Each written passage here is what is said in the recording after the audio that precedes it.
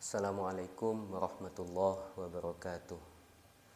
Alhamdulillah summa alhamdulillah wassalatu wassalamu ala rasulillah wa ala alihi wa sahbihi wa mawalah. Qala Allah ta'ala fi kitabihil karim, Rabbi shrah li sadri wa yassir li amri wahlul 'uqdatam min lisani yafqahu qawli, amma ba'du.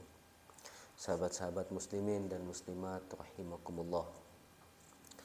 Syukur alhamdulillah tak pernah kita lepaskan, tak pernah kita lupakan sebagai ucapan rasa syukur kita, ucapan terima kasih kita, karena sampai hari ini dalam kondisi sehat walafiat, alhamdulillah Allah masih menakdirkan kita untuk melaksanakan serangkaian ibadah di bulan Ramadan, tepatnya di hari ke-6 dari bulan suci Ramadan.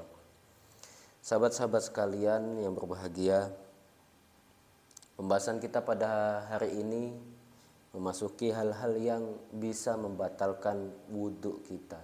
Ini penting kita ketahui, karena bagaimanapun kita berupaya keras mengawal agama ini, menjalani agama ini tetap berdasarkan pada ilmu. Dalam hal ini ya ilmu fikih.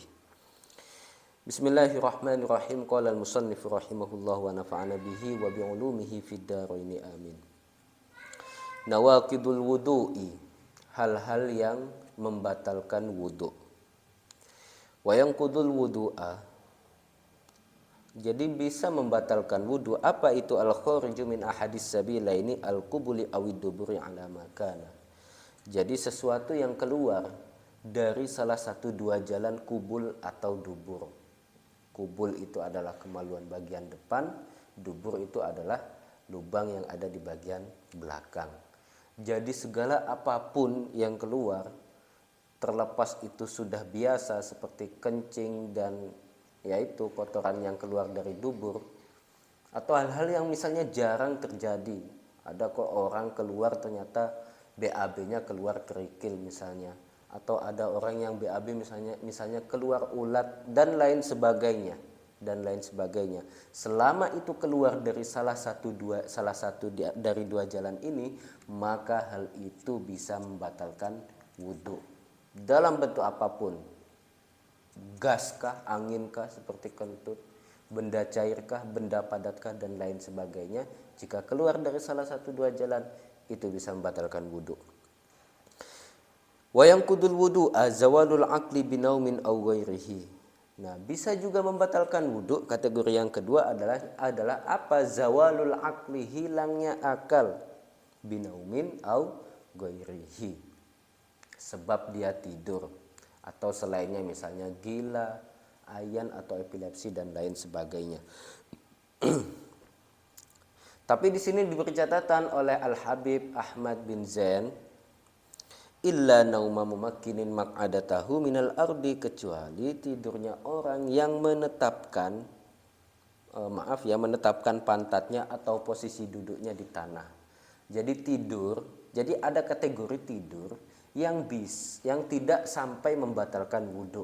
Seperti contoh ya, seperti posisi duduk saya seperti ini. Jadi posisi pantatnya itu tetap menetap di atas tanah, di atas lantai ini, tidak berubah sedikit pun, sehingga potensi keluar sesuatu semisal kentut itu sangat kecil sekali. Sebab apa ya? Sebab tertahan atau tertutupi oleh pantat ini. Jadi sebenarnya hukum asalnya tidur itu sebenarnya bisa membatalkan wudhu. Meskipun tidur itu sebenarnya bukan hadas, tapi mazinnatul hadas, diduga kuat sebab dia tidur akan terjadi sesuatu atau akan keluar sesuatu dari duburnya. Ambil contoh kentut lah gitu. Karena orang yang tidur itu kan tidak bisa menyadari atas apapun yang dia lakukan, tidak bisa menyadari.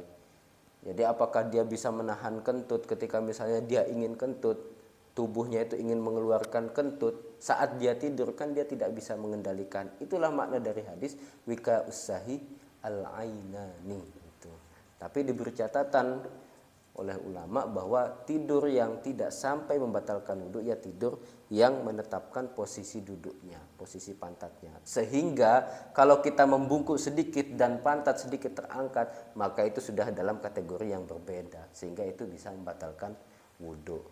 Jadi harus mantap seperti inilah duduknya. Wayang kudul wudu'a masukubuli au duburi adamiyin minhu au min ghairihi bi batnil kafi au butunil asabi'i. Jadi kategori yang ketiga yang bisa membatalkan wudhu ialah menyentuh kubul atau dubur, kemaluan depan atau kemaluan belakang, lubang belakang adamiyin minhu, miliknya sendiri. Kita menyentuh kubul kita menyentuh dubur kita, au min ghairihi atau punya orang lain. Atau punya orang lain artinya bukan milik kita. Kita menyentuh kemaluan orang lain, terlepas itu siapa ya, terlepas juga anak misalnya. Bibatnil kafi au butunil wa butunil asabi'i, dengan telapak tangan. Jadi telapak tangan yang dimaksud bagian dalam ini ya, perutnya telapak tangan. Nah, jadi yang ini yang warna putih inilah, yang warna putih. Perutnya atau bagian dalam jari-jari dan juga bagian dalam telapak tangan.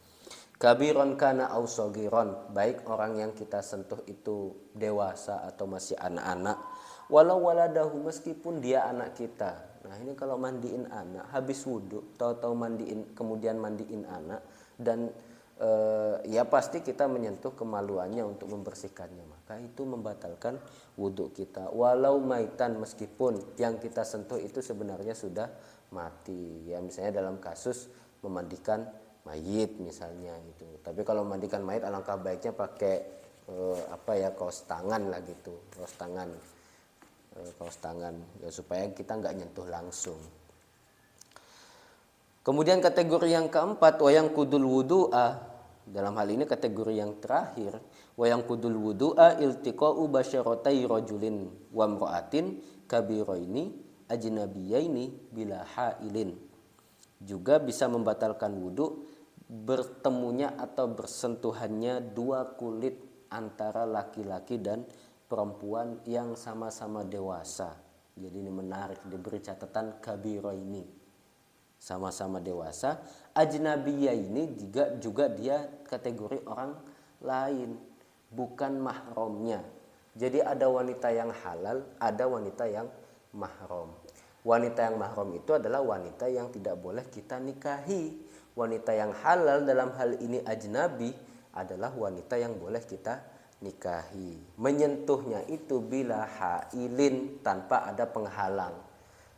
Jadi kalau kita halangi ini pakai sorban, kemudian atau pakai apapun tangan kita halangi, kemudian menyentuh perempuan lain, perempuan yang bukan mahram kita, maka itu tidak sampai membatalkan wudhu.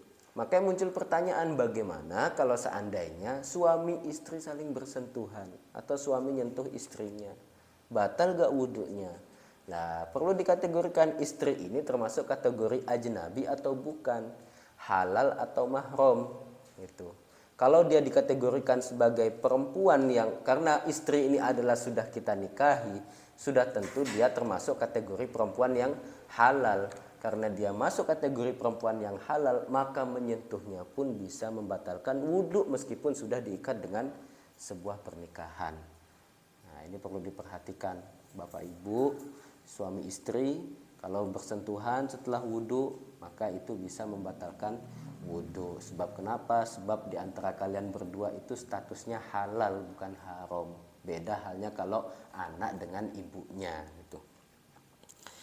Illa zufuron au sya'ron au sinnan, kecuali kalau yang disentuh itu adalah kuku misalnya, atau bulu atau rambut, au sinnan atau giginya. Fala yang kudul wudu'a, maka itu tidak sampai membatalkan wudhu. Jadi kategori-kategori seperti ini memang dikategorikan sesuai dengan mazinnah, diduga kuat. Artinya kalau seandainya dia menyentuh kuku atau gigi misalnya, diduga kuat tidak akan muncul syahwat darinya. Sebab menyentuh hal itu tidak sampai muncul syahwat dari seseorang. Makanya tidak sampai membatalkan wudhu sesuai dengan keterangan yang ada di kitab Ar-Risalah Al-Jami'ah ini. Cukup sekian dari kami, wallahu a'lam bishawab. Wassalamualaikum warahmatullahi wabarakatuh.